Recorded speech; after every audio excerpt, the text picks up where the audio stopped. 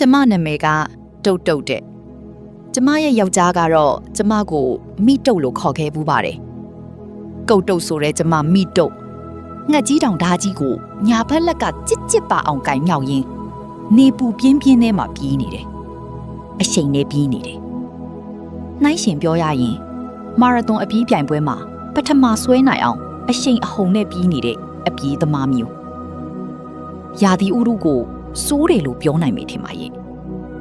အဲ့ဒီနှစ်ຫນွေကတော့ဟိုးအရင်ကຫນွေတွေထက်အပူရှိန်ပိုပြင်းတဲ့ຫນွေတွေထက်အပူရှိန်ပိုပြင်းနေဒီလိုအပူရှိန်ပိုပြင်းတဲ့နေ့လေခင်းမှာငှက်ကြီးတောင်ဓာကြီးကိုညာဘက်လက်ကကင်မြောက်ပြီးပြေးနေတဲ့ကျမချွေဒီးဒီးကြနေပါပြီဒါပေမဲ့ပြေးနှုံးကိုတော့မချော့ပါဘူးဘယ်လက်နဲ့မလွတ်တမ်းစုပ်ကင်ထားတာကအဝတ်နဲ့ထုတ်ထားတဲ့အထုပ်တစ်ထုပ်ပြေးနေတာကအဝေးပြေးလမ်းပေါ်မှာလမ်းအလေမှာတော့ဘယ်ဟုတ်မလဲလမ်းဘေးလို့ခေါ်တဲ့လမ်းဘေးလူသွားလမ်းပေါ်မှာပြေးနေတာ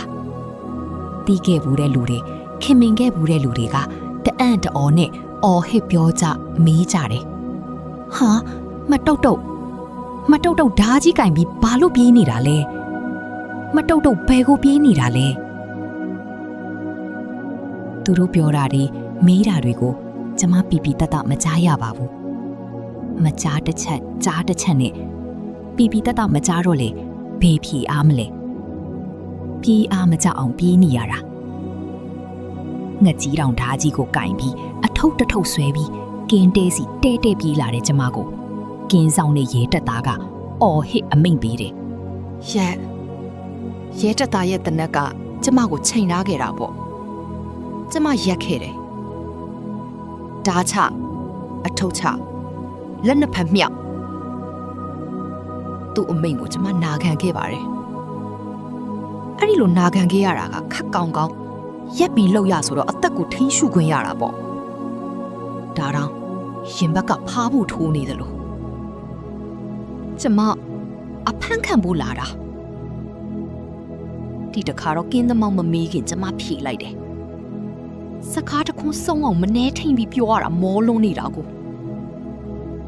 ငှက်ကြီးတောင်ဓာတ်နဲ့အထုပ်ကိုရဲတက်သားကဘဲလက်နဲ့ပူးကင်ထားတယ်။ရားလက်ထဲမှာတော့တနက်ကိုကင်ထားစေ။ငှက်ကြီးတောင်ဓာတ်မှာတွေးတွေ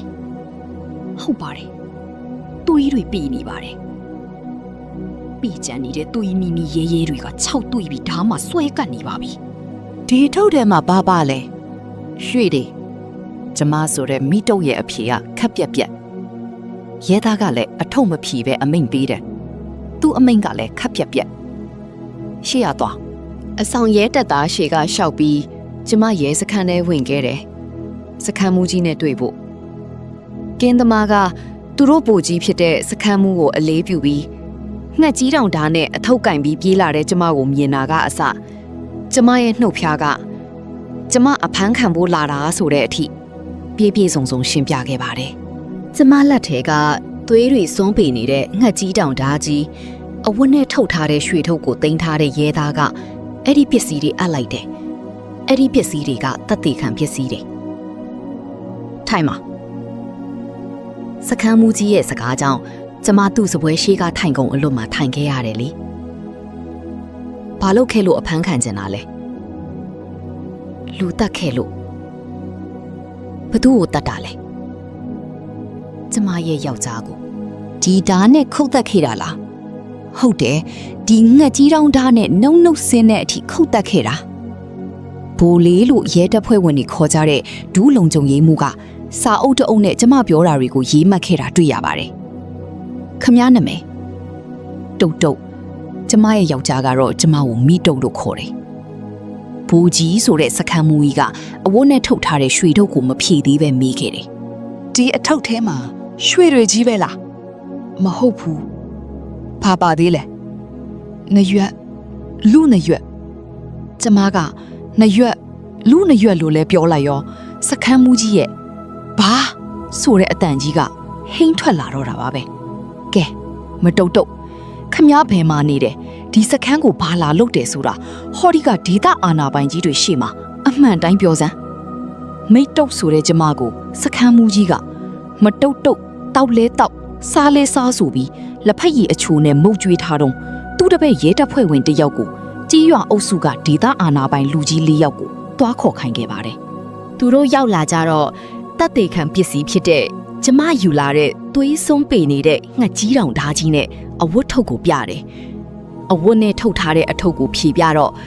လက်စွပ်ဆွဲကြိုးလက်ကောက်စားတဲ့ရွှေထည်တွေနဲ့နှရွက်အပြက်တစ်ခုနှရွက်အပြက်မှာပန်ထားတာကစိတ်နှကပ်ဝင်းဝင်းလက်အယောင်တွေထွက်လို့နှရွက်အပြက်မှာခြောက်တွေ့နေတဲ့သွေးတွေဦးအောင်မြဦးဖိုးစစ်တို့ဦးဒီပါနဲ့ဦးဗလာဆိုတဲ့ဒေတာအာနာပိုင်၄ယောက်ကအဲ့ဒီပစ္စည်းတွေကိုကြည့်ပြီးမှကျမကိုပြန်ကြည့်ကြတယ်ပြီးတော့ကျမဘာတွေပြောမလဲဆိုတာတီတီချာချာဂယုတဆိုင်နားထောင်နေကြတဲ့ပုံစံဘိုးကြီးဆိုတဲ့စခန်းမူကြီးကအဲ့ဒီလူကြီး၄ယောက်ကိုအတိတက်တဲ့သဘောမျိုးအကူအညီတောင်းတယ်ဆိုတာကျမသိပြီးသားကျမရဲ့အဖေကဒနုလူမျိုးအမေကတော့ရှမ်းလူမျိုးလို့ပြောတာပဲဆိုတာကအဖေကိုကျမကောင်းကောင်းမမှတ်မိလို့တောင်ရထဲမှာအဖေတည်တာတဲ့အသက်ခံရလို့ဘသူကတတ်တာလဲဘာဖြစ်လို့အသက်ခံရတာလဲအဲ့ဒါကိုဘသူမှတိတိကျကျမသိခဲ့ပါဘူးအဖေတည်တော့သားသမီး9ယောက်နဲ့ကြံခဲ့တဲ့မုတ်ဆိုးမအမေအကြီးဆုံးသားကြီးက9နှစ်အမြွာညီမက9နှစ်စီသူတို့အောက်ကမလီက9နှစ်အငယ်ဆုံးသမီးကျမက3နှစ်ဒါကြောင့်အဖေကိုကျမကောင်းကောင်းမမှတ်မိတာတောင်ရဆင်းလို့ရတော့လဲအမေအိမ်ရဲ့ဝေရဝစ်စတွေလို့ရတော့လဲအမေကျမ်းမာရေးကကြာရှည်မခံနိုင်တော့ဘူးစိတ်သွားတိုင်းကိုမပါပဲဖျားတာနာတာများခဲ့တယ်ဒီတော့သားသမီးတို့ရဲ့ပညာရေးကိုဖဲ့ထားစားဝတ်နေရေးအသက်ရှင်ရေးကိုတောင်ဆောင်ရွက်ပေးဖို့တော်တော်ခက်ခဲခဲ့တဲ့အချိန်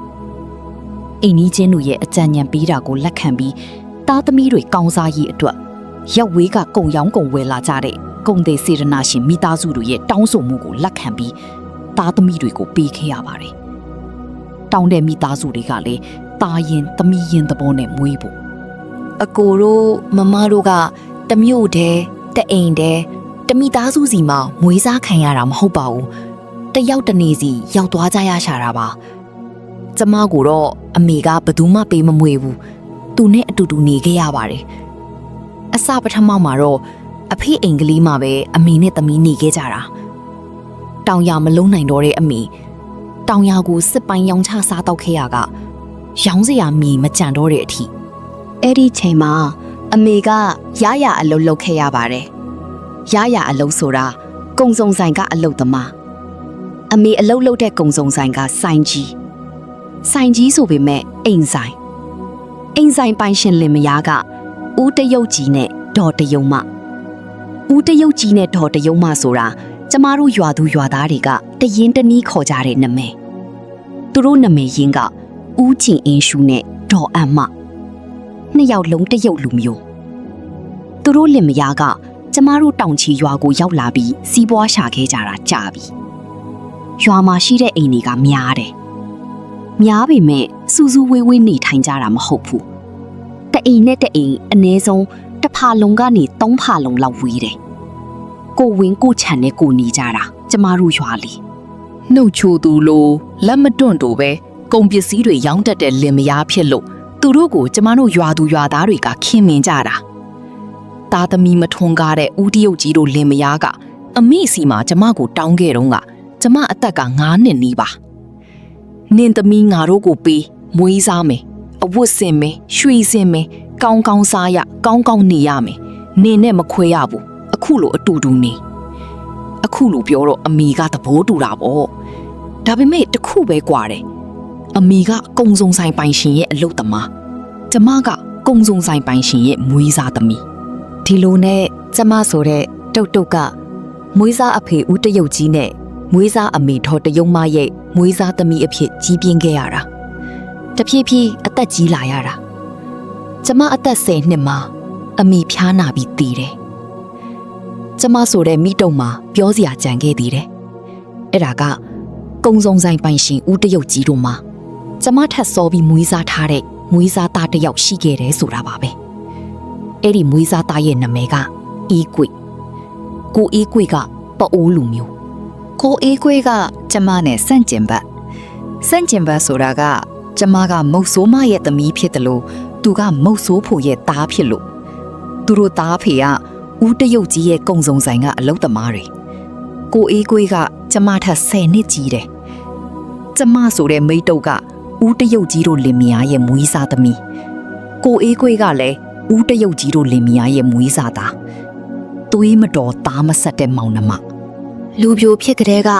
ကိုအေးကွေးဖွေဖောက်ခဲ့တယ်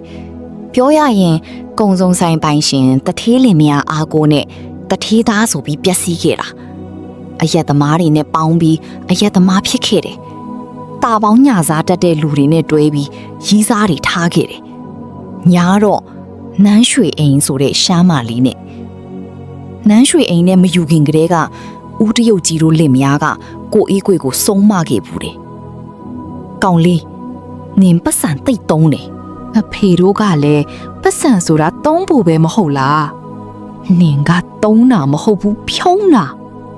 စီးစနစ်ရှိတဲ့ကျမကိုတော့သူတို့လင်မယားကချစ်မချစ်ဒီလိုလိန်မာလို့ငါချစ်တာဒါမှငါသမီးဒေါ်တယုံမကလည်းအားကြမခံပါပဲကျမသမီးပါတော့ကျမပြုံးနေကြရတာပေါ့ကိုအေးကွေမိန်မရတာနဲ့မွေးစားအဖေနဲ့အမေကအမွေခွဲပြီးခဲ့ပါတယ်ကောင်းလေဒီခြံတွေနဲ့ငွေတွေကနင့်ကိုအမွေပေးတာလင်မယားကောင်းကောင်းတော့နောက်လာမတောင်းနဲ့ရွှေတို့ငွေတို့ပိုက်ပြီးခေါင်းမော့ဆန်းသွားတဲ့ကိုအေးကွေတစ်နှစ်တောင်မကြောက်လင်မယားကွဲတယ်မကွဲပဲခံနိုင်မလားမယားကိုနှိပ်စက်တဲ့လူရိုက်နှက်တဲ့လူအယက်သမားဘဝနဲ့မကြည်နပ်ပဲဖဲသမားဘဝကိုပါရအောင်ယူထားတယ်လို့အဲ့ဒီလူရဲ့ဒဏ်မခံနိုင်လို့ထွက်ပြေးသွားရတဲ့နန်းရွှေအင်းဘယ်ရောက်နေလဲဘာလုပ်နေလဲလို့လင်ဖြစ်ခဲ့ဘူးတဲ့ကိုအေးကွေစဉ်းစားမှတော့မထင်ဘူးသူစဉ်းစားတာစိတ်ကူးတာက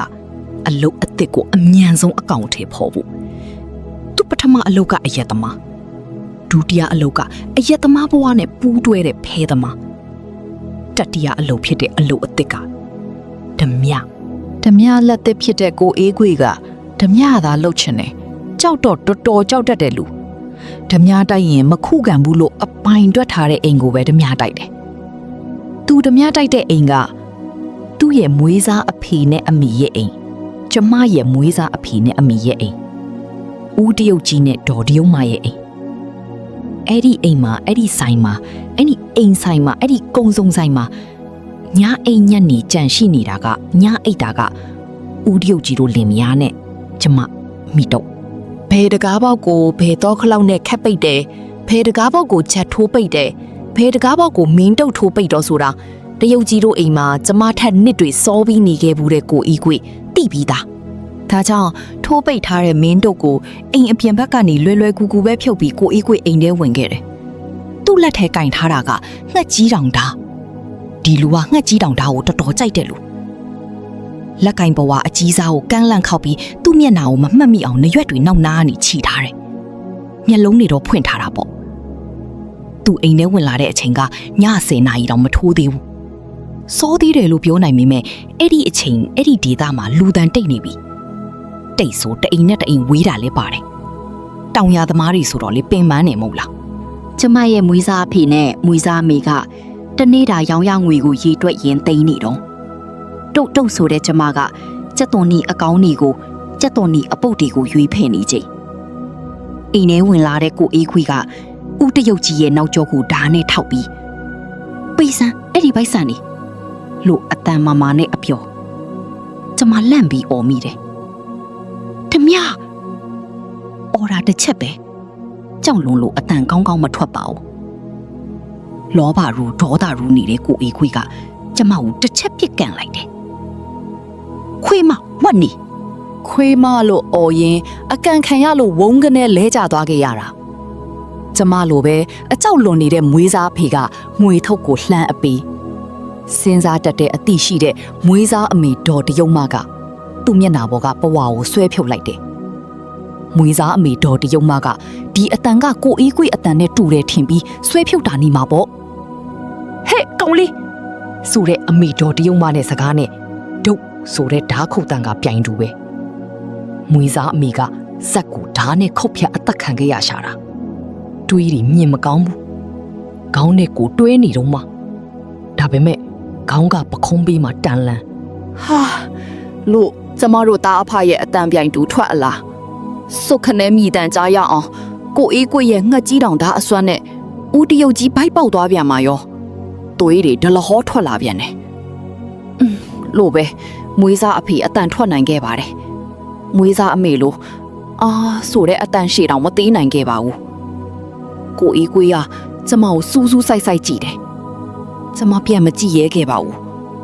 ဒူးတုံပြီးခေါင်းငုံနေတာတောင်ကိုလုံးဝတဆက်ဆက်နဲ့အဲ့ဒီတော့ကျမအသက်က14နှစ်ကျော်ယုံလေးပဲအသက်တိတ်မကြီးသေးပေမဲ့ကျမရဲ့ကိုယ်ခန္ဓာကကြီးနေပြီဓနုနဲ့ရှမ်းဆက်တဲ့ကျမလှတာပေါ့မျက်နှာအလှထက်ကိုယ်ခန္ဓာအလှကပိုတယ်ကျမကိုအာမနာရန်စူးစူးဆိုင်ဆိုင်ကြည့်ပြီးကိုအေးကွေးကအဖွားကြီးကိုတတ်မိလို့အဖိုးကြီးကိုငါတတ်တာနင့်ကိုပါတတ်မယ်လို့လည်းပြောရောကျမအတန်ထွက်ခဲ့တယ်တောင်းမှန်တဲ့အတန်မတက်ပါနဲ့မတက်ပါနဲ့လက်တွေလှုပ်ရမ်းပြီးငိုပြီးတောင်းမှန်တဲ့ကျမကိုသူကပြောလဲပြောမီးလဲမီးတယ်ငါမှအခုမိန်းမမရှိဘူးနင့်ကိုငါယူမယ်ငါ့ကိုယူမလားအသက်ခံမလားမြန်မြန်ပြောတယ်အသေးမခံရဲတဲ့ကျမသူ့အမြဖြစ်ခဲ့ရတာပေါ့ရွှေတွေငွေတွေအကုန်ယူအဝတ်စားနဲ့စားစရာနည်းနည်းယူမြန်မြန်လို့ပြောရင်အိမ်ကိုရွှဲရွှဲဆူအောင်ဓာတ်စီတွေရေနံစီတွေလောင်းတယ်အလောင်း2လောင်းဖြစ်သွားတဲ့ဦးတရုတ်ကြီးတို့ကိုလည်းရွှဲရွှဲဆူအောင်လောင်းပြီးသွားနဲ့လို့ကျမကိုရှေ့ကသွားခိုင်းခဲ့ပါတယ်နောက်ချန်ခဲ့တဲ့သူကတော့အိမ်ဆိုင်ကြီးနဲ့ဆိုင်ပိုင်ရှင်တွေကိုမီးလောင်တိုက်သွင်းပြီးမှလိုက်လာတယ်ကျေးဇူးရှိခဲ့တဲ့အိမ်ကျေးဇူးရှိခဲ့တဲ့လူဒါတွေကိုသူတတိထားမှမဟုတ်ဘူးတတိထားမှကရလာတဲ့ရွှေတွေငွေတွေနဲ့အသစ်ဆက်ဆက်မယားလေးဖြစ်ခဲ့တဲ့ကျမနဲ့ရှေ့ခရီးဆက်ဖို့ဖြစ်မှာပါတောင်ကြီးရွာလေးနဲ့ဝေးရကိုပြေးခွာလာကြတဲ့အသစ်ဆက်ဆက်ကျမတို့လင်မယားတနန်းသာရီတိုင်းဒေသကြီးကရွာတရွာမှာနေခဲ့တယ်အိမ်ငယ်လေးတစ်လုံးကိုစောက်ခြံလုံးလုံးခတ်ခြံကြီးထဲမှာခြံလေးတစ်လုံးထက်စောက်အဲ့ဒါကြက်ခြံကြက်မွေးတဲ့ခြံရောင်းဖို့မဟုတ်ဘူးစားဖို့အေးကွေ့စားဖို့ကြက်သားကိုအချိန်မရွေးစားနိုင်ဖို့ကြက်တွေကိုမလွတ်ထားပဲခြံထဲထည့်မွေးထားတာကျမတို့လင်မယားရဲ့နာမည်တွေကိုလည်းပြောင်းထားခဲ့တယ်လीကိုအေးကွေ့ရဲ့နာမည်ကကိုမြင့်ကျမတုတ်တုတ်ရဲ့နာမည်ကဝင်းဝင်းအိမ်နီးချင်းတွေကကျမတို့ကိုကုန်းသေးတွေလိုထင်အောင်နေခဲ့တာကိုအေးကွေ့ကအရက်မမူးရင်တော့သွေးမဆိုးပါဘူးမူးလာရင်တော့မလော်ဘူးရှူရှူတိုင်းတိုင်းပဲခံမပြောနဲ့ပြန်မမေးနဲ့မေးတာဖြေကြွေးတာစားခိုင်းတာလို့သူကအရက်မူးမူးနဲ့ကျမရဲ့ခေါင်းကိုတုတ်နဲ့ရိုက်ခွဲဘူးတယ်ကွဲတော့သွေးတွေထွက်တာပေါ့ဒီတော့ဘာပြောတယ်မှလဲငါကချော်ရိုက်တာနှင့်ခေါင်းကငါတုတ်လက်အောက်ရောက်လာတာတဲ့တော်လာတဲ့လူအဲ့ဒီလူကိုအေးကွေ့ကမမူးတော့လဲနင့်အဝတ်တွေပေးငါလျှော်မယ်ဆိုလို့နေပါစီကိုရဲ့ကျမငရဲကြီးမယ်ဆိုတော့ဘာငရဲလဲပေးပေးဆိုပေးဆိုပြီးအတင်းလူလျှော်တာထပီတွေကိုတော့လျှော်ပေးတဲ့အထိမလျှော်ပါနဲ့ဆိုလဲမရဘူးပြီးတော့မိတော့နင်းကိုငါကြက်ပေါင်းကျွေးမယ်ကြက်သားကြော်ကျွေးမယ်ကြက်ကင်စားရမယ်ဆိုပြီးပြောသလိုလှုပ်ကျွေးခဲ့တာအဲ့လောက်ကျမပေါ်ကောင်းခဲ့တဲ့လူဒီလူကတနင်းသားရီတိုင်းရောက်တော့ကုံတဲ့အယောင်ဆောင်ပြီးလှုပ်တာကအလုတ်အဟောင်းဓပြားတိုက်တဲ့အလုတ်တနင်းသားရီတိုင်းမှာနေပြီးဓပြားတိုက်တာကအေယာဝတီတိုင်းဒေသကြီးထဲမှာကိုအောကွေကတနီယာထဲမှာဘယ်တော့မှကြမနေဘူးတနင်းသားရီတိုင်းဒေသကြီးကပြောင်းပြီးနေထိုင်ခဲ့တာကချင်းပြည်နယ်ထဲကရွာငယ်တရွာမှာအဲ့ဒီမှာနေတာလေကုံသေးလူလိုဖာလူလိုဟန်ကိုပို့ဆိုတဲ့အတိုင်းဟန်ကတော့တကယ်ကောင်းတဲ့လူ比如ဦးတောင်းဆန်ရှိပါသလားခင်ဗျာအိမ်နီးချင်းနာမည်ကဦးတောင်းဆန်နဲ့ဦးတောင်းဆန်နေမကောင်းတုန်းကကိုအားကိုသတင်းသွားမိခဲ့တာစက်သားဆန်ပြုတ်တအိုးကြီးနဲ့ရှိပါတယ်ဦးမြအေးလာပါနေမကောင်းမှုကြလို့စက်သားဆန်ပြုတ်လေးလာပို့တာအားနာစရာဗျာအိမ်နီးချင်းတွေပဲအားနာစရာမလိုပါဘူးဦးတောင်းဆန်ရာကျေးဇူးတင်ပါတယ်ဗျာချင်းပြည်နယ်မှာနေတုန်းကကိုအားကွေးရဲ့နာမည်ကဦးမြအေးကျမတုတ်တုတ်ရဲ့နာမည်ကမီစောရှင်အဲ့ဒီချင်းပြည်နယ်မှာကျမရွှေသွားရီစိုက်ခဲ့တာတနေ့အဲ့ဒီနေ့က ကိုအားကိုဘာအယူထတာလဲမသိဘူးမိတုတ်ရှင်ဆိုတော့သူကကျမရဲ့မေးစီကိုလက်နဲ့ဖြစ်ပြီးရှင်မဟုတ်ပါဘူးမိတုတ်ရဲ့ရှင်လို့အတန်ချူချူလေးပြောမှာပေါ့လို့ပြောတဲ့အခါရှင်ဘာဖြစ်နေတာလဲဆိုပြီးမျက်စောင်းထိုးမိတာပေါ့ဒီတော့သူကဘာပြောတယ်ထင်လဲပြုံးစံမိတုတ်ပြုံးစံတဲ့အကိုအားကိုဘာဖြစ်နေတာလဲလို့မေးမိတော့မိတုတ်ငါစိတ်ကိုနှင်တိတယ်နော်ပြုံးဆိုပြုံးလိုက်လို့အမိန့်ပေးခဲ့တယ်လေဒီတော့လေသူ့သဘောထားသိပြီးသားကျမမိတုတ်ကပြုံးရပြန်ရောသွားပေါ်အောင်ပြုံးတော်မူပါမိတုတ်ရဲ့တဲ့အဲ့ဒီအချိန်အထိသူကဘာလို့ဖို့ပြုံးခိုင်းမှမသိခဲ့ပါဘူးသွားရီပေါ်အောင်ပြုံးပြလိုက်တဲ့ကျမကိုသူကမျက်မှောင်ကုတ်ပြပြီးလာခဲ့လို့လက်ဆွဲခေါ်ခဲ့ဘူးတဲ့အခုဘဲသွားမလို့လဲဘာလို့မလို့လဲဆိုပြီးမေးတော့မှမိတုတ်နင့်သွားရီကမလှဘူးသွားရီလှသွားအောင်သွားဆိုင်ဆရာဝန်စီသွားပြီးရွှေသွားရီစိုက်ပေးမလို့တဲ့အဲ့ဒါနဲ့ပဲကျမပါဇက်ထဲမှာရွှေသွားလေးတွေနေရာယူခဲ့တာကြာပါပြီချင်းပြည်နယ်မှာနေတော့ကတပြားတိုက်တာကပဲခူးတိုင်းချင်းပြည်နယ်ကပြောင်းတော့မန္တလေးတိုင်းဒေသကြီးမှာနေခဲ့တယ်တပြားတိုက်တာကကရင်ပြည်နယ်မှာမန္တလေးတိုင်းဒေသကြီးကနေပြောင်းရွှေ့ရောက်လာတာကအေရဝတီတိုင်းဒေသကြီးအေရဝတီတိုင်းဒေသကြီးကိုပြောင်းရွှေ့လာတာကအားကိုကျမငင်နာလို့ပြောရင်မမှားဘူးထူမချာနာဆက်ခင်းနေတဲ့ကျမရဲ့ယောက်ျားယူသားတဲ့အလုံးလုံးဖို့စိတ်မကူဘူးအလုံးမလုံးပဲထိုင်စားနေရင်တောင်ကျမတို့နှစ်ယောက်အနည်းဆုံး15နှစ်အနှစ်20 AACC အိန္ဒြေရှိစားနိုင်တောက်နိုင်နေနိုင်တယ်သူတပြားတိုက်ပြီးမတရားယူထားခဲ့တဲ့ရွှေတွေငွေတွေကအများကြီးအိမ်မီးချင်းတွေကြားမကောင်းမြင်မကောင်းကုံရောင်းသွားမယ်ဟေးလို့အော်ကြီးဟစ်ကျဲပြောသွားခဲ့တဲ့ကိုအားကွေးဓမြတိုက်ပြီးပြန်ရောက်လာတဲ့အချိန်ကနေပူရှိန်တိတ်ပြင်းတဲ့နွေရာသီရဲ့နေ့လည်ခင်း17နာရီကျော်နေပြီရောဆိုပြီးသူပစ်ပြီးတဲ့အထုပ်ထဲမှာသွေးတွေစွန်းပေလို့နေသိတယ်ကျမသိတယ်ဒီအဝတ်နဲ့ထုတ်ထားတာကရွှေထုတ်အထုပ်ထဲမှာရွှေတွေနောက်ပြီးငွေတွေလည်းပါလာနိုင်တာပဲဒါပေမဲ့ဘာလို့အဲ့ဒီအထုပ်မှာသွေးတွေပေနေစွန်းနေရတာလဲဒါကိုကျမမသိဘူးဟဲ့မိတော့ဖြေပြီးဟိုအထုပ်ကြီးတဲ့ရောထက်အဲ့ဒီလိုကိုအားကွေးကအတန့်ခတ်မှမှပြောတော့မှဟုတ်ကဲ့ပါအကိုဆိုပြီးအထုပ်ဖြေမိပါတယ်အထဲမှာရွှေတွေတော့တွေ့တယ်လက်စွပ်လက်ကောက်ဆွဲကြိုးတွေငွေတွေတော့မတွေ့ရပါဘူးတွေ့လိုက်ရတာကနားရွက်တစ်ဖက်ဟုတ်ကဲ့ဓာတ်နဲ့ခုတ်ဖြတ်ပြီးယူလာတဲ့နားရွက်တစ်ဖက်အဲ့ဒီနားရွက်မှာပန်ထားတာကစိတ်နာကပ်အယောင်တစ်ဖြက်ဖြက်ဟတ်လို့နားကပ်ဖြုတ်တာကြလို့နားဖြက်ယူခဲ့တာတဲ့ဘာလို့နားရွက်ဖြက်ယူလာခဲ့တာလဲလို့ကျမမမီးပဲသူ့ဘာသာသူအဖြေပြီးခဲ့တာဘသူကနားရွက်ကိုဓာတ်နဲ့အဖြက်ခံမလဲပြန်ပြီးခုခံမှာပေါ့မခုခံရင်တော့အော်မှာပေါ့ဒီတော့ဓမြကြီးကိုအေးကွေကအဲ့ဒီမိန်းမောက်ကိုအရှင်ထားမလားတနာညတာစိတ်မရှိတဲ့လူမတရားလောဘလွှမ်းမိုးနေတဲ့လူဆိုတော့သူ့လက်သုံးတော်ငှက်ကြီးတောင်ဓာကြီးနဲ့ခုတ်တက်မှတေးချတယ်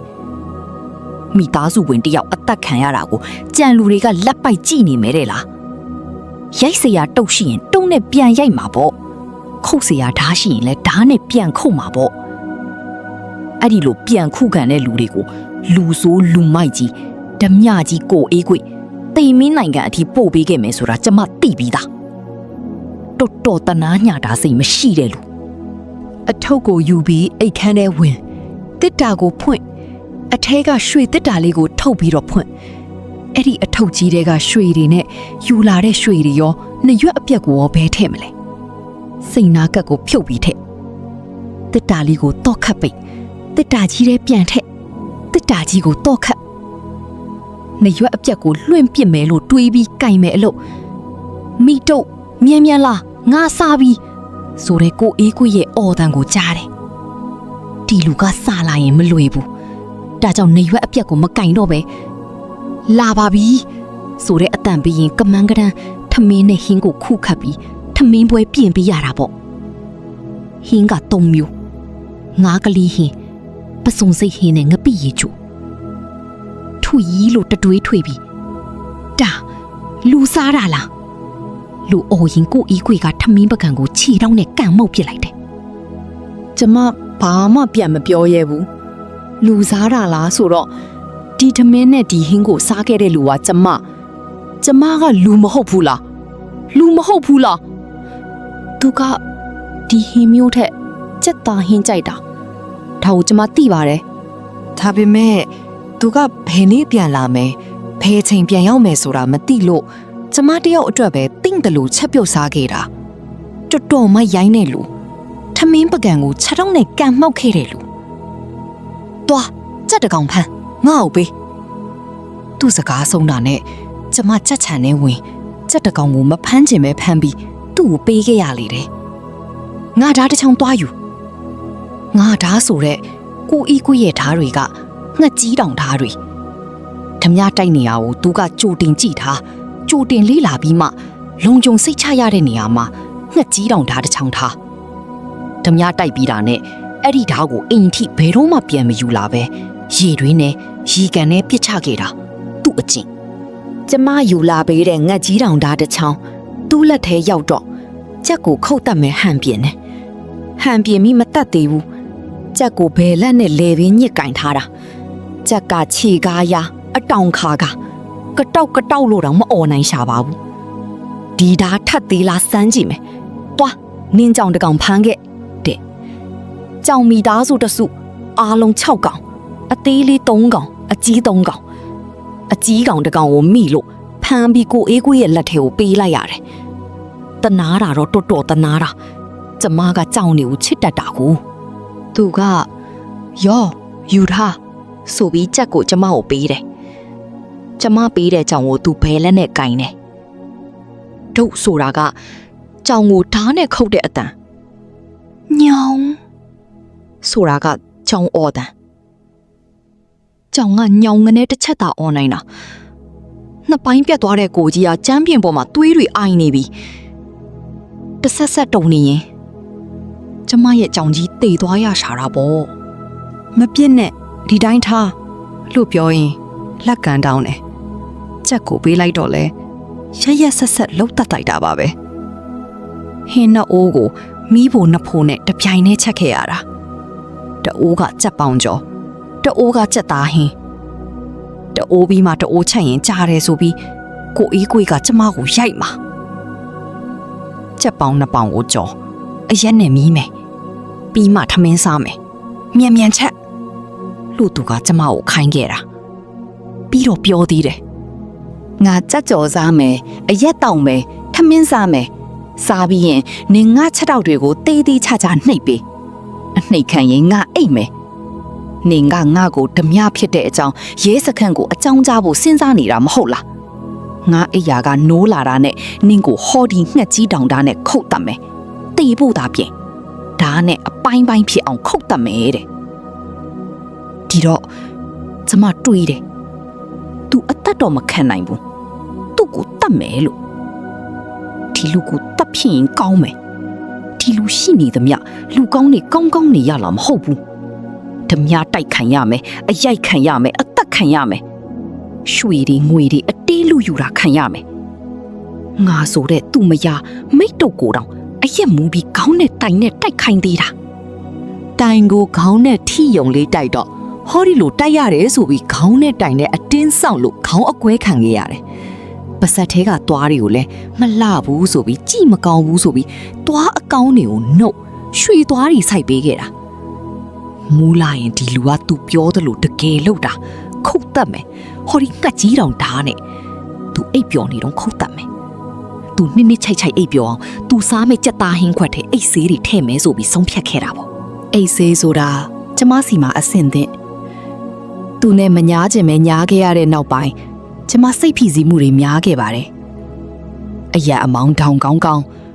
ကိုလုံးကိုပေါက်တောင်းတင်းအချိုးအဆက်ကြနာကိုခန္ဓာလှပရှိတဲ့ကျမစိတ်ဖိစီးမှုတွေရှိတယ်ဆိုတာကိုတွေးကြုံမှယုံကြမှာနေရောညာပါငါယောက်ျားကိုရဲတွေဘဲချိန်လာဖမ်းမလဲဆိုတာတွေးပြီးစိုးရင်ရတယ်လို့ငါယောက်ျားကိုဓမြမန်းတိကြီးနဲ့ဒေတာအာနာပိုင်တွေကိုရဲတွေကိုအတိမပေးပဲထိန်ချန်ထားတဲ့ငါ့ကိုလည်း ရဲတွေကဘယ်တော့လာဖမ်းမလဲဆိုပြီးကြောက်လန့်နေရတာညာအိတ်မပြောတဲ့ရက်ဒီများနေပြီအဲ့ဒီစိတ်တွေနဲ့ဖြီးစည်းခဲ့တာစိုးရင်ခဲ့ရတာ အိမ်မပျော်လို့အိပ်ပျော်အောင်တောက်ဖို့အိတ်ဆေးတွေဝယ်ပြီးကျမတောက်ခဲ့တာအိတ်ဆေးနှလုံးကြံသေးတာနဲ့အတော်ပဲအိတ်ဆေးတွေကိုစက်ကူထဲထည့်အမုံကျိတ်ကြက်သားဟင်းခွက်ထဲထည့်အဲ့လိုလုပ်ခဲ့တာဒါမှကိုအေးကိုထမင်းစားရင်အိတ်မယ်အိမ်မတတ်မယ်ဒါနဲ့ခုတ်တတ်မယ်လို့ဆုံးဖြတ်ခဲ့ပါတယ်အရက်တောက်လိုက်ကြက်ပေါင်ကျော်ဝါလိုက်နဲ့သူကစိန်ယူနေရကထမင်းပွဲမြန်မြန်ပြင်းလို့ဩဇာပေးခဲ့တယ်အစင်းသင့်ပြင်ဆင်ထားတဲ့ထမင်းပွဲကိုကျမကသူ့ရှေ့ကိုချပေးတယ်လက်ဆေးရည်စလုံးမှာချပေးထားခဲ့တာပေါ့အိတ်ဆေးမုံနေထဲ့မွေထားတဲ့ကြက်သားဟင်းပကံက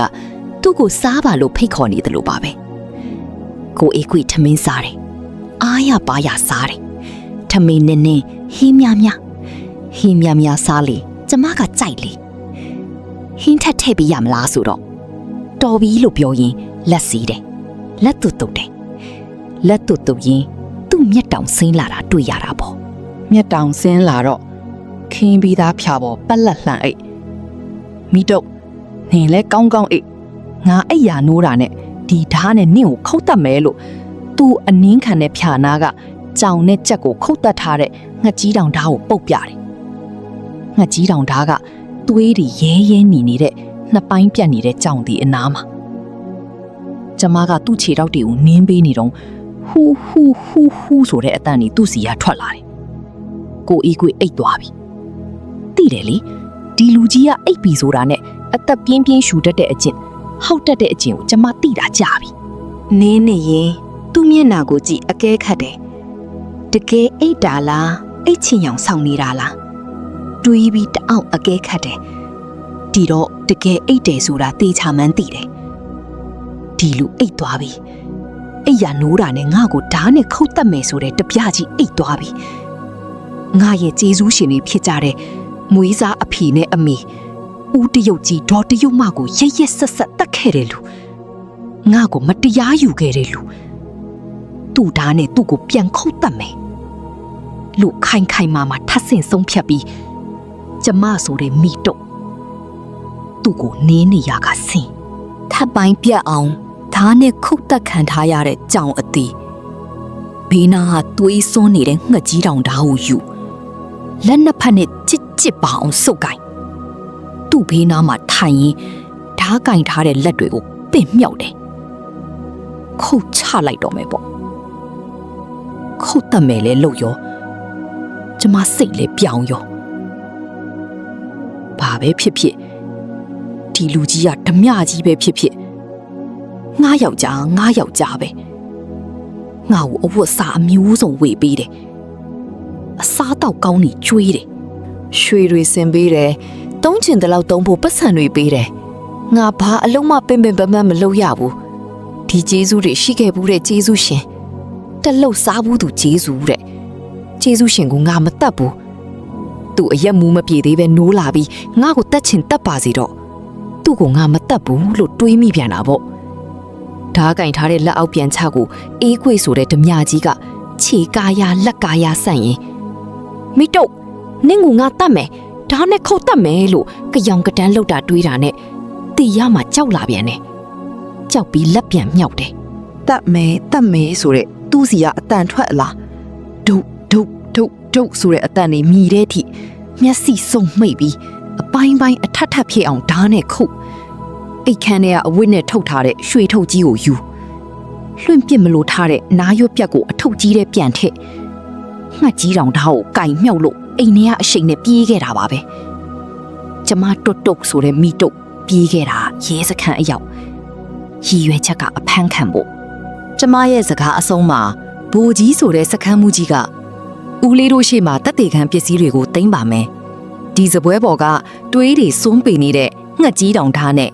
မတုတ်ယူလာတဲ့ရွှေထုတ်နဲ့နရွက်အပြက်ကတက်တေခံပစ္စည်းတွေပါမတုတ်ကဒီဓာတ်နဲ့သူ့ယောက်ျားကိုအေးကွေကိုခုတ်တက်ခဲ့ပါတယ်လို့ဝန်ခံထားပါတယ်ရွှေထုတ်ထဲကရွှေထဲတွေကိုပြပါမယ်လို့ပြောရင်ဒုလုံကြုံရေးမှုကိုဘိုးလေးရွှေထဲတွေကိုမျိုးတူတာတွေစုလိုက်လို့အမိန့်ပေးခဲ့တယ်ဘိုးလေးလို့ခေါ်ခံရတဲ့ဒုလုံကြုံရေးမှုကလည်းတူတာစုထားလိုက်တယ် လက်စွပ်32ကွင်းလက်ကောက်အကွင်း90ဆွဲကြိုး18ကုန်းစတဲ့တက်တေခံပစ္စည်းတွေကိုအရှိအတိုင်းရေးပြီးဦးလေးတို့ရေကျေးဇူးပြုပြီးတက်တေအဖြစ်လက်မှတ်လေးတွေရေးထိုးပေးပါပြီးတော့မတ်တုတ်တုတ်ရဲ့အိမ်အထိကျွန်တော်တို့နဲ့လိုက်ခဲ့ကြပါအောင်လို့ဒေတာအာနာပိုင်တွေကိုမြစ်တာရက်ခံအကူအညီတောင်းတယ်လူကြီးတွေကလည်းလက်မှတ်တွေရေးထိုးပေးကြပါတယ်စခန်းမူကြီးကလည်းလက်မှတ်ထိုးပြီးတက်တေခံပစ္စည်းအနေနဲ့သူ့ရုံးခန်းကမီးခံတစ်တာထဲမှာတီးတီးချာချာသိမ်းပါတယ်ကဲမတ်တုတ်တုတ်ခမရတို့အိမ်ကိုသွားမယ်လို့ကျမကိုပြောရင်ခြီလန်းပြင်တယ်ကြံတဲ့လူတွေကလည်းခြီလန်းပြင်ကြတာပါပဲဦးဆောင်တဲ့လူကကျမတို့ခြီလန်းတွေကကျမတို့အိမ်စီကိုအိမ်ရှေးရောက်နေပါပြီကျမတို့အိမ်ကတိတ်ဆိတ်နေတယ်အိမ်ပေါ်တက်လိုက်ကြတာနဲ့ကိုအေးခွေးကိုကျမတို့တွေ့ရတယ်ကိုအေးခွေးကပလက်မလှုပ်မရှက်ငင်းငင်းတက်တက်သူ့ကိုမြင်တော့ဟာဆိုတဲ့အံ့အားသင့်တန်ပြိုင်တူထွက်ပေါ်လာတယ်နောက်တော့တေးပြီးဆိုမတီးပါလားဒါနဲ့ခုတ်တက်ခဲ့တယ်ဆိုဘလို့ဖြစ်တာလဲဆိုတဲ့လူကြီး၄ဦးရဲ့စကားသံတွေထွက်ပေါ်လာတာပေါ့အဲ့ဒီအချိန်မှာစခန်းမူကြီးကအသိယူလာတဲ့လက်ထိန်နဲ့မတီးသေးတဲ့ဓမြကြီးကိုအေးခွေးရဲ့လက်နှစ်ဖက်ကိုပူခတ်လိုက်လို့6ဆိုတဲ့အတန်ထွက်ပေါ်လာပါတယ်အဲ့ဒီအချိန်ထိကိုအေးခွေးမနိုးသေးပါဘူးအိတ်ဆေးတွေကြောင့်အိတ်နေစေဘာဖြစ်ပါလဲငါကိုယ်တိုင်ငကြီးတောင်ဓာတ်နဲ့အပိုင်းပိုင်းဖြစ်အောင်ခုတ်တက်ခဲ့တာဘာလို့မသိတာလဲအဲ့ဒီလူကျမတွေးနေတော့စခန်းမူကြီးကဟေးလူထဆိုပြီးသူ့ပခုံးကိုလှုပ်နှိုးလိုက်တာပေါ့ဒီတော့မှသူကနိုးလာပြီးမိတ်တို့ဘာဖြစ်တာလဲလို့ကြောင်ကတန်းပြောရင်းဟာဆိုပြီးသူ့လက်ကိုသူကြည့်တယ်လက်ကောက်ဝက်မှာလက်ထိတ်စခန်းမူကြီးနဲ့ရဲတပ်ဖွဲ့ဝင်2ယောက်လူကြီး4ယောက်ကိုမြင်မှသူအဖမ်းခံလိုက်ရပြီဆိုတာကိုအေးခွေသိသွားပါပြီဒီတော့ကျမဆိုတဲ့မိတ်တို့ကိုမျက်လုံးစိမ်းကြီးတွေနဲ့ကြည့်ရင်မိတ်တို့နင်ရက်ဆက်တယ်လို့တောက်ခေါက်ပြောရင်မျက်ရည်ကျတယ်သူအလှဲကြတော့လူတွေတတ်ခဲ့တဲ့တပြကြီးကကြောက်တတ်တာအဲ့ဒီချိန်ကျမှဘူကြီးဆိုတဲ့စခန်းမူကြီးကမတုတ်တုတ်ကသူ့ယောက်ျားကို तू ကဓာတ်နဲ့ခုတ်တက်ခဲ့တာလို့ထင်ခဲ့တာတကယ်တော့သူ့ယောက်ျားကို तू ကငယ်ချောက်နောက်ပြီးကိုယောက်ျားဆိုတဲ့တန်ရောစင်ရှိထားတော့တတ်ချင်ပေမဲ့မတတ်ရက်ဘူးတတ်လည်းမတတ်ရဲဘူးမတတ်ရဲလို့ဓာတ်နဲ့2ပိုင်းပြတ်အောင်ခုတ်တက်ခံထားရတဲ့ကြောင်အသေးကိုသူ့ယောက်ျားလို့ထင်ပြီးမြင်ရောင်ပြီးဓာတ်နဲ့အကြိမ်ကြိမ်ခုတ်တာတော့မကြည့်ရဲဘူးမျက်စိစုံမိတ်ခုတ်တာခုတ်ပြီးရွှေထုတ်ကင်ပြီးဓာတ်ကင်ပြီးစခန်းရောက်ပြေးလာပြီးအဖမ်းခံခဲ့တာလို့ရှင်းပြရင်ကဲမတုတ်ခမ ्या ကအဓိကတတ်တည်ပဲကျွန်တော်တို့နဲ့ရဲစခန်းကိုပြန်လိုက်ခဲ့ပါလို့ကျမကိုပြောတယ်ပြီးတော့ကိုအေးကွေရေခမ ्या ရဲ့တပြားဆက်လန်းကတော့ဇက်သိမ်းပြီပေါ့ဗျာကဲဥပဒေရဲ့အပြစ်ပေးအေးအေးယူတာခံယူဖို့ရဲစခန်းကိုလိုက်ခဲ့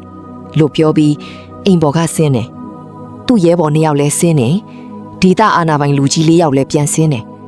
ကျမနဲ့ကိုအေးကွေလဲလိုက်ဆင်းရတာပေါ့အိမ်ရှိရောက်တော့ကျမတို့ခြေလန်းတွေကရဲစခန်းစီကိုပြန်ဖို့ဦးတီလို့တပြားကြီးအကိုအေးကွေရဲ့လူမိုက်ဆက်ကဒီတခါတော့သိမ်းပါပြီအခုလိုဇလန်လေးကိုအဆုံးထိကြည့်ရှုပေးခဲ့ကြတဲ့အတွက်အထူးပင်ကျေးဇူးတင်ရှိပါတယ်ခင်ဗျာကျွန်တော်ရဲ့ YLD Channel ကနေနောက်ထပ်စိတ်ဝင်စားစရာကောင်းတဲ့ဇလန်တွေနဲ့ AI ဖန်တီးမှုတွေကိုအမြဲတင်ဆက်ပေးနေမှာဖြစ်လို့ကျွန်တော်ရဲ့ဗီဒီယိုလေးကို like ပေးဖို့နဲ့ channel ကိုလည်း subscribe လုပ်ထားကြဖို့မမိပါနဲ့ဦးနော်အားလုံးကိုကျေးဇူးတင်ပါတယ်